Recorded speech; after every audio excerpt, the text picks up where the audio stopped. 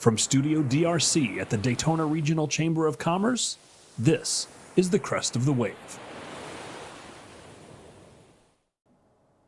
Hello again, everybody, and welcome to another episode of Crest of the Wave, the Daytona Regional Chamber's podcast for the business community. My name's Ken Phelps. I'm the Vice President of Resource Development here at the Daytona Regional Chamber, and glad to have a pair of guests today who are talking about a very timely topic as we're getting into a very busy season here in the Daytona Beach region. I'm pleased to welcome my friends from the Daytona Beach Area Convention and Visitors Bureau, Sharon Harlow and Lori Campbell Baker. Thanks so much for taking some time and coming to chat with us today. Well, thank you for having us. You know, anytime we get to grab a microphone and talk about tourism, we're happy people. Absolutely. It's a pleasure to be here. Thank you. So let's start. I want to kind of start at the beginning. Sharon and I were talking a little bit before we got started to not assume that everybody knows everything about what each of our organizations does. Here at the Chamber, we often get a question like, "Oh, what? Don't you do this?" I'm like, that's really not what the chambers do. So I'll tell you that my mother still thinks I work for the Chamber because we shared offices for so many years. How are things at the Chamber? They're great. They really are. They're great. I talked to them just the other day. Yes, yes. So LCB, we'll have you start. Can you define a Convention and Visitors Bureau? What is it? What does it do? Is there an industry standard, and does what we have here in the Daytona Beach area differ a little bit, or is it kind of best practice? Yeah, so there is an industry standard, very much like the Chamber has their industry standard. We call it DMAP certification, and to where it's best practices across the board, and the Daytona Beach Area Convention and Visitors Bureau has met that. So, and that's great. That same organization that does that, Destinations International, also does an accreditation, let me see if I get this right, CDME, Certified Destination Marketing Executive. So I have that certification. Kay Galloway, our Chief Marketing Officer, also has that certification. So yes, there's a lot that goes into it. What is a CVB? So think of us as the tourism marketing arm for our community, for our destination. Mm-hmm. So for when we say Daytona Beach, we don't mean just the city proper. Our district, our taxing district, goes all the way from the Flagler County line all the way down to Ponce Inlet, from the ocean basically to the interstate and a bit beyond. Okay. So it's a pretty wide area. Volusia County has 3 different taxing districts, not because we initially set out to do it that way, but because ours, the Halifax area is what it's called, was ready first back in the 1980s, went to the Tom Stead, a major local hotelier, went to Tallahassee and said, we want to create a dedicated source of funding for tourism marketing. Mm-hmm. We don't want to rely on ad valorem. None of this comes out of your ad valorem tax. We don't want to put any burden on the local residents. What say we tax the visitors? So right now in Volusia County, we are kind of unique because we have 2 different bed taxes for overnight stay. So if you stay overnight, whether it be a campground or a condo or a vacation rental or hotel, 3% of your room rate goes to the Ocean Center. And it's called the Tourist Development Tax. And that pays down the bonds and it does things for the Ocean Center. An additional 3% tax is called the Convention Development Tax. That's what Sharon and I work with. Mm-hmm. They're named wrong. They're named opposite. But that one is very much more specific. It can only be used for tourism marketing in the area. We can't build roads. We can't buy school books. We market this destination not within the destination, but for overnight stays. So we reach people that are outside and we convince them that the Daytona Beach area is where they want to be, whether it's a meeting planner, a wedding, a family. All of those folks come, and to the tune of about 4.5 million people a year. Mm-hmm. All right. So it's 6% total. 6% half to the Ocean total. Center, half to the CVB. Right. 2 different taxes, but basically that. The one that goes to the Ocean Center actually is taxed countywide. So whether you're in New Smyrna Beach or Deltona, if you're staying overnight, you're paying into the Ocean Center tax. And yours is specific to the region you described as the taxing district. Our tax is just Halifax area, but the tourist development tax is countywide. Okay. All right. It's confusing, but it works. Yeah. Yeah, so I'm curious. Let me touch on it, and this will be we'll go around the outline a little bit here. When you say outside the area overnight stay. Does that include people who are like 1 hour driving distance and they come and they stay overnight? Or It sometimes does. Okay. Because Orlando is a big market for us, and Jacksonville, and Tampa, and Miami. So we don't assume that just because they're close by that they're not going to stay overnight. And we love day trippers, but that is just not our mission. Our mission is to get you to stay overnight. That pays into the bed taxes and it pays down the bonds for the Ocean Center. So it's very cyclical. The better job that we collectively, we and our partners do, the more people come and the more revenues are built up to spend to market this area. And the great thing with visitors, they come, they enjoy, they go home, and they talk nice about the area, right? So we want a lot of that. Absolutely. Let's talk just a little bit about the background. You touched on it briefly with Tom Stead and his role in getting that developed, but you referenced the Halifax area, which is actually your board, if I understand correctly, is the Halifax Area Advertising Authority, which doesn't sound like it would have anything to do with Daytona Beach Area CVB, and yet they are. But like the Daytona Regional Chamber, we weren't always the Daytona Regional Chamber. Been different names over the years. Give a little bit of background on kind of how it's developed. How has the mission evolved since the founding? Has that stayed consistent, or has over time the goals of the organization changed? That's a really good question, because when we started off and we look at some of the tax revenues from way back, we're like, how in the world did we work with such a small budget, right? And it evolves over time. And so convention and visitors bureaus are often referred to as destination marketing organizations or destination management organizations, DMOs. And they take a big role in helping the economic impact that tourism has in the community, in, like your organization, in helping our smaller businesses to thrive, in finding ways to make them successful so that they continue to employ our residents and they continue to pay their taxes and all the good things. So we take that charge very seriously, and we are constantly looking at ways to improve what we're doing and improve our local business landscape, because that's the strength. I mean, when you go to a area to visit, where are the attractions? Where are the restaurants? What, all of the things, we need them to thrive. Absolutely. So before I turn to Sharon, have her talk about some of the promoting of this, help for our listeners or viewers who are not familiar with the full structure. Obviously, the two of you are key parts of that, but there's a lot of team members over at the CVB. So just give a brief overview of kind of some of the different departments, the leaders in those areas, kind of their role and what they do, because like any good organization, it's not just one person doing all of the work. My gosh. You've got several different folks. So give a little overview of the organization. What an amazing team this is, and I will tell you that it's never been stronger. We are 19 people now. And we have Chuck Grimes does the accounting and human resources. Kay Galloway, I mentioned earlier, is our chief marketing officer. So she has an entire marketing team, but she also manages contracts for our agency of record on the leisure side of promoting, but also the contracts where we work with representation in Canada and the UK as well. It's very complicated, and marketing now is so different than it was 3-5 years ago. So technical, right?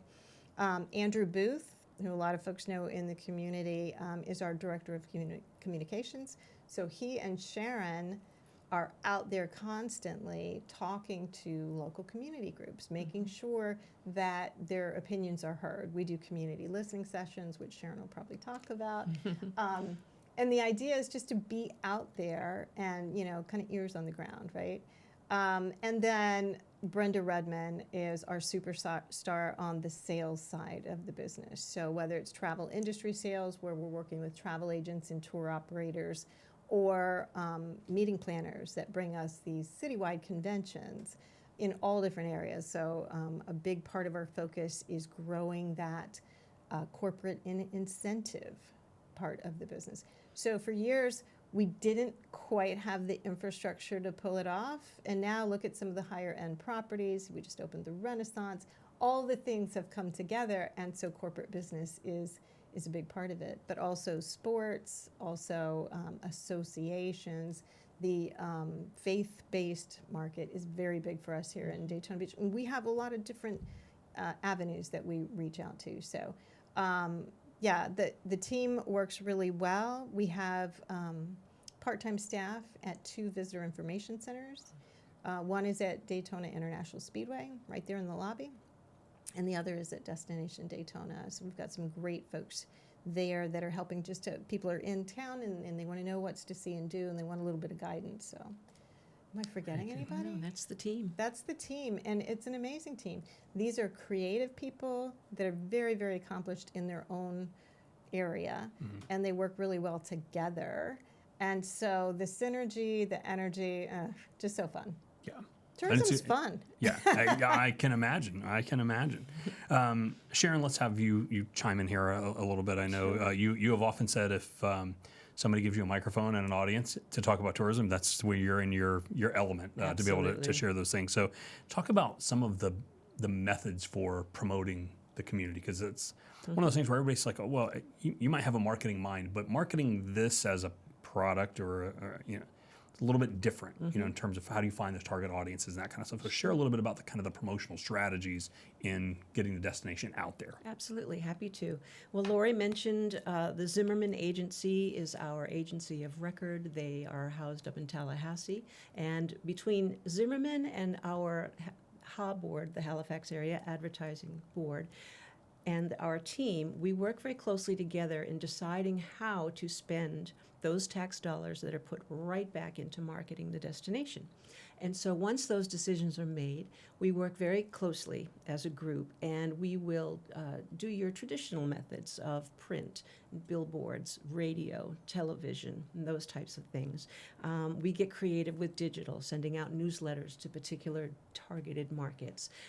But I think it's not going to be a surprise to hear me say that social media right now is probably our biggest and best way of reaching our different audiences. I think you're right. I think social and digital ads are huge because you can see in real time whether they're producing for you.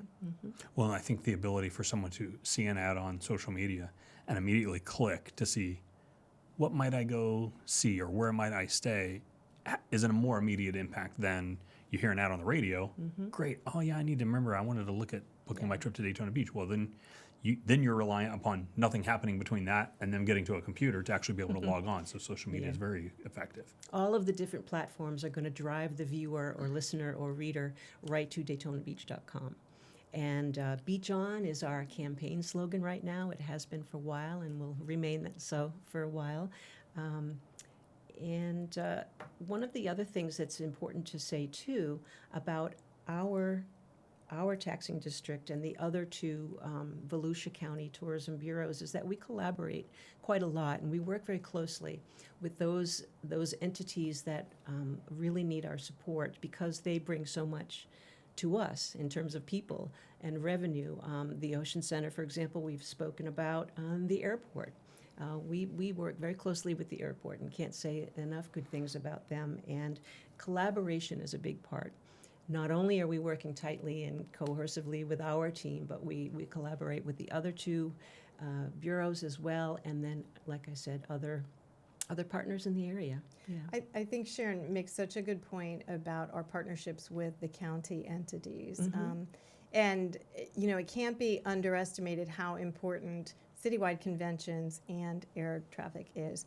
Part of our budget this year includes $400,000 that goes to the Ocean Center to help them to book business incentive funds.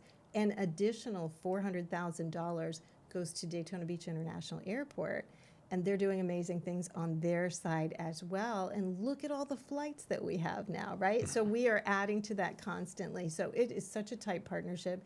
Y'all know Georgia Carter Turner from West Volusia and Debbie Meals from Southeast Volusia.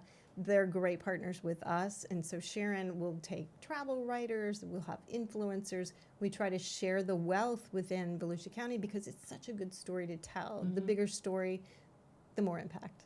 Yeah, I'm struck by the people who think there's this big pine or palmetto curtain in the middle of the county that the west side and the east side don't work together or can't work together. It's so far because it really it's so close, and it strikes me from a tourism marketing standpoint, all the different things that we can sell about our community.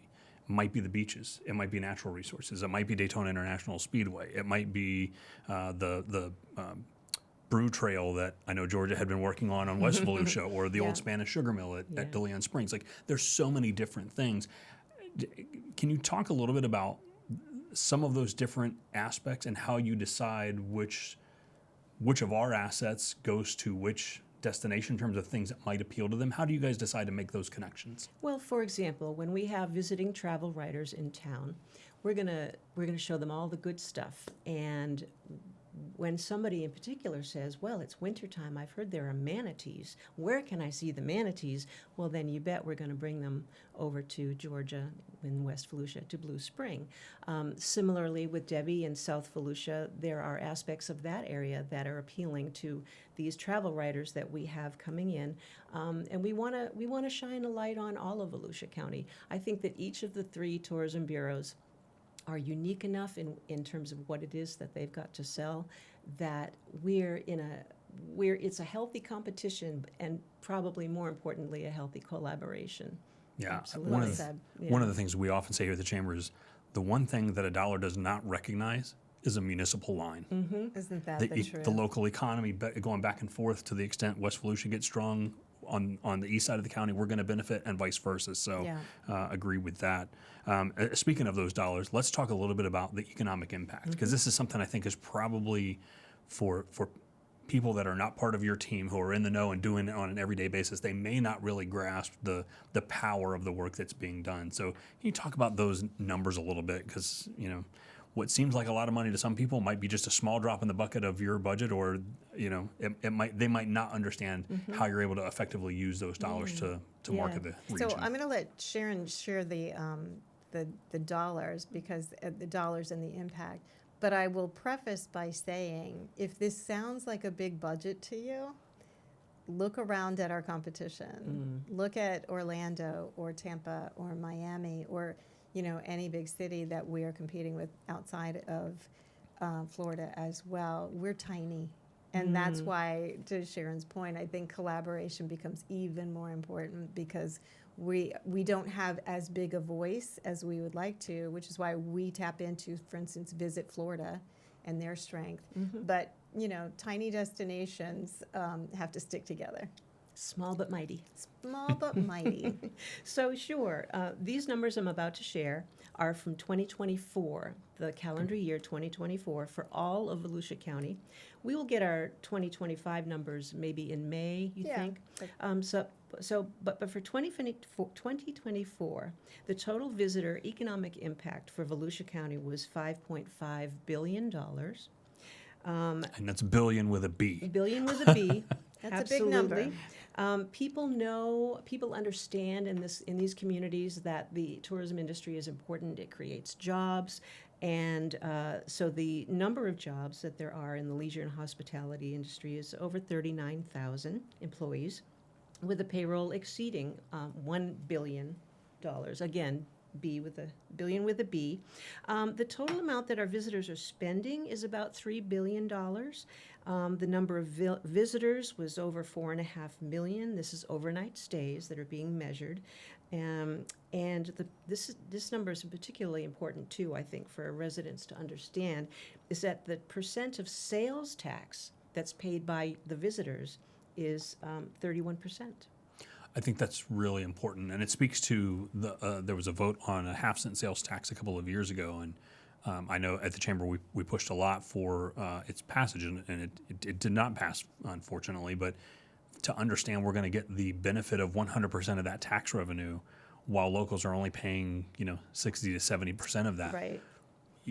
That was an unfortunate, I think, misstep a little bit locally, because I get it, taxes are bad.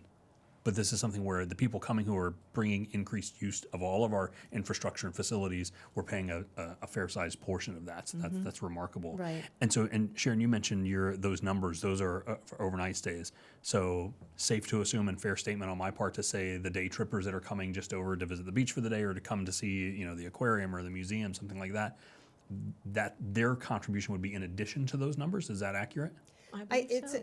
The data is put together by Downs and St. Germain, a highly accredited research firm out of Tallahassee. It's got a bit of everything in it, but really focuses on the overnight stays. And yes, the day trippers, and we like to call them day trippers to the area, the folks that come for maybe a few hours, maybe the day, and then they go back, they contribute a lot. I mean, our local restaurants will tell you, our local attractions will tell you, we'll take those all day long because that is revenue too. So where our mission really focuses more on the overnight stays, we realize that all visitors are important.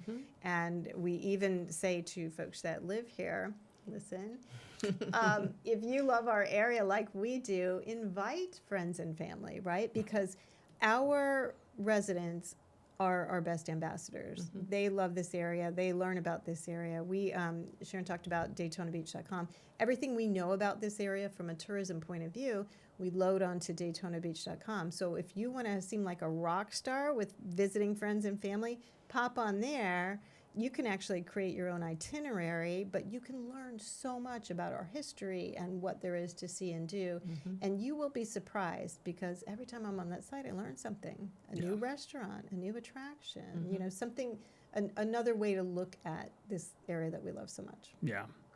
So let's transition and talk about some of the things that are on the horizon. From the time we're sitting down recording this, we're just a few days away from the Daytona 500. Did you see the blimp? The blimp was right over your office yesterday. So I apparently I missed the blimp, but I did hear the Air Force Thunderbirds flying overhead earlier today, amazing? which is Just I about couldn't an hour find ago. them. I could just hear them. So, but eventually I'll find them. But that's coming up. One of the a guest on one of the first episodes we did, we had Frank Kelleher from the Speedway over to talk about that. And you know, he, one of the things he said is, I get to host the Super Bowl every year. You know, the NFL Super Bowl rotates from city to city, and those communities get it maybe once every 3 to 5 to 7 years, depending on their size. He gets to host it every single year, and it's the first thing in the sport that kicks off, which is great. So we've got that coming up. But there's a host of other things coming too. We get to host Super Bowl size quality events.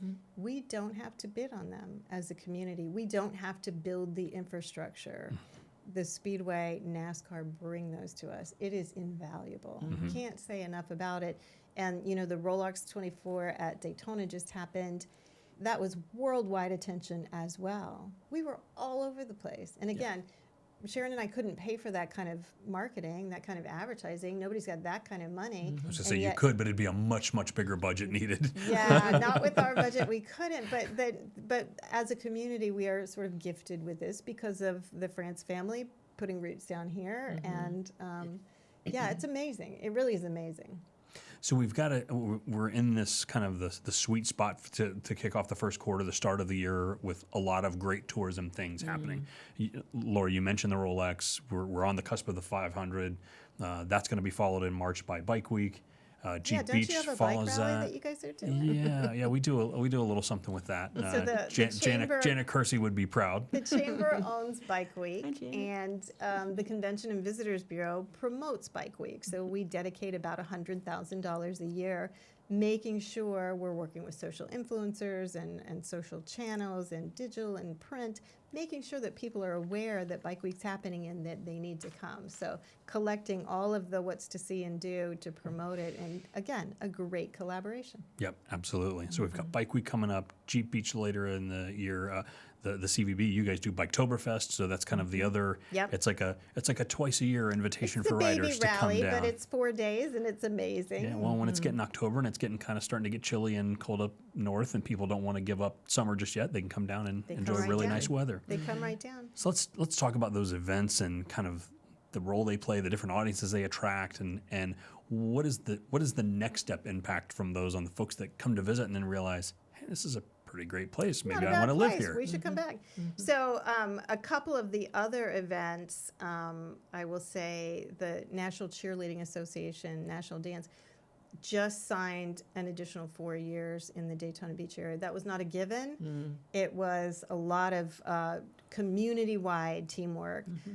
So we have them. That is absolutely huge. That is, I can't even tell you, maybe 50 different hotels are engaged, and the Ocean Center and the Bandshell, and they love it here. They just love it here.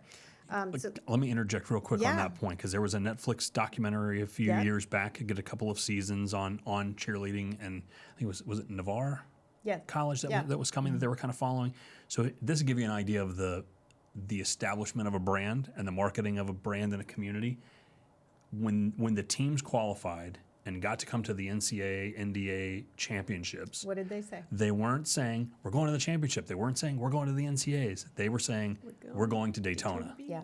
which is And if you remarkable. watch that, it was so powerful because that to them meant we made it this far. This is a huge accomplishment. And when they get here, I mean, it's all different schools, lots of energy. You know, they're doing pyramids right off of A1A. It's an amazing. Yeah. But It's the peak of their sport. It's their World Series. It's their Super Bowl. It's their Daytona 500. and here's what it did for us. So, you know, college spring break, as if defined us back in 1989, right? MTV and all that.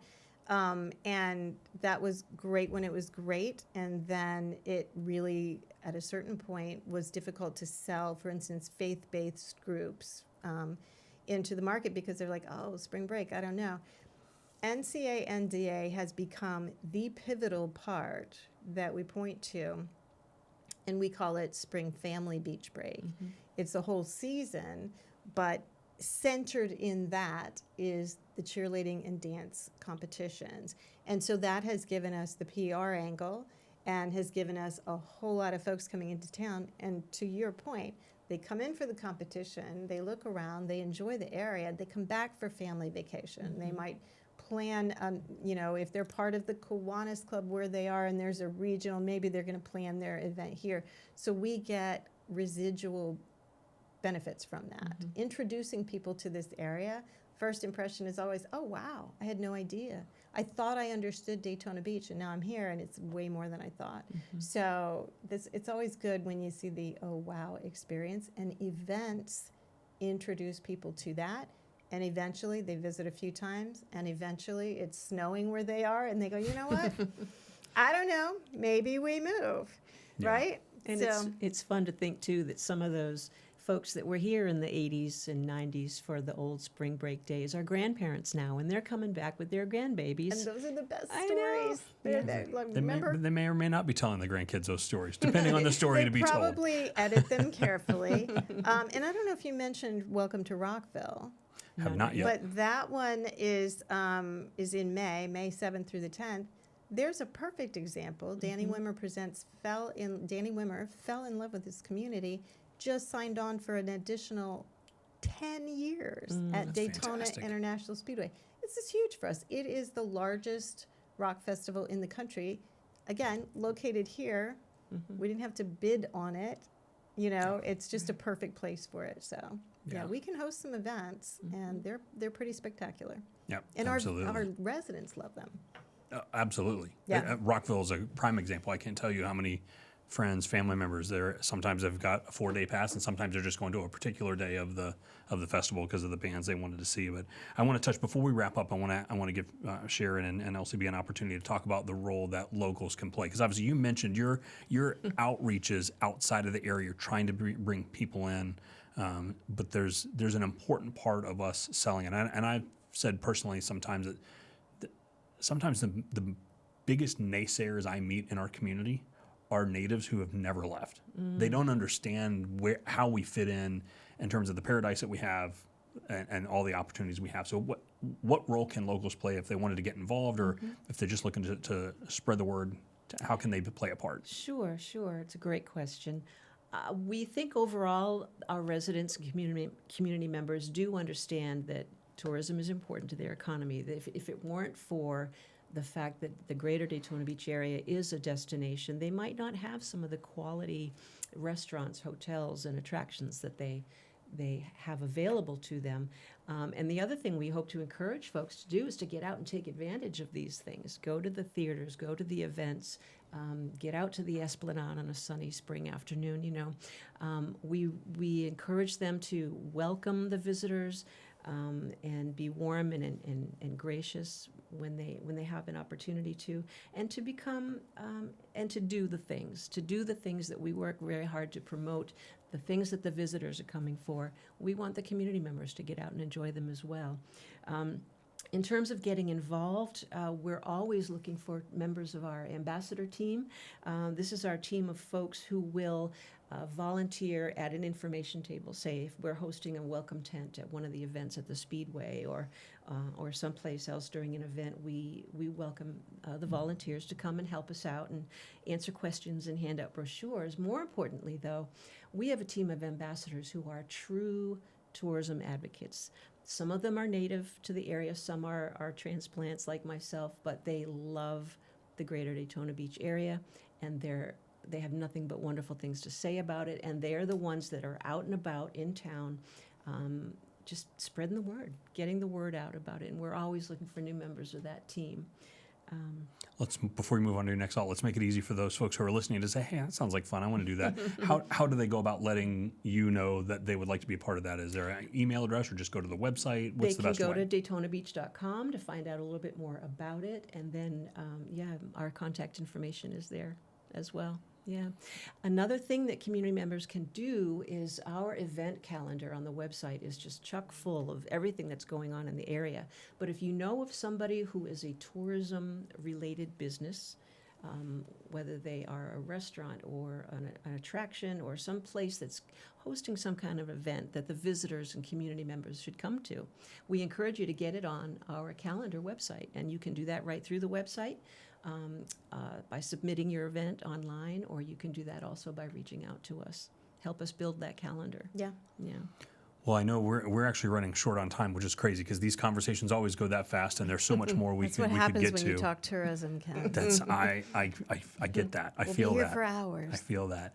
I will say, for those of you that are watching or listening, reach out to Lori and the team at the CVB. If you are a business that is either in hospitality and tourism in the Volusia County region, or you're adjacent to those industries, there's a lot of resources that the CVB can offer in terms of placement and helping promote you and all of those kinds of things that are just free to be listed on websites, so that visitors, when they come to the community, they know you're around. So again, it's all about driving that economy and that economic impact, and at the Chamber, that's part of our mission. Together. Yeah, that's part of our mission. We're driving that. Well, thank you both very much for taking some opportunity to come in and talk tourism a little bit today. I know Sharon's been trying to do this for a while. I think she probably was pushing it even before we had a podcast studio. She's that good. Yeah, she is. Really is. She is as a clairvoyant. So thanks for taking the time. We appreciate you. Thank you. Well, thank you for tuning in and listening. If you want to get more information about tourism in the Daytona Beach region, go to DaytonaBeach.com. Everything you could possibly want to know and more. And if there's something you don't know, there's places you can ask questions on there. So they will get you the information you need. If you're listening, viewing, we encourage you to share this with others, both the Crest of the Wave as a podcast and today's program in particular. Follow us on our YouTube channel, on social media, like, share, subscribe, all of the things. So with that, we hope you enjoyed this episode. We'll see you next time. So long, everybody. If you enjoyed this podcast, please be sure to subscribe wherever you like to listen to podcasts. For more information on our business community, visit our website at DaytonaChamber.com. Until next time, be ready to catch the next Crest of the Wave.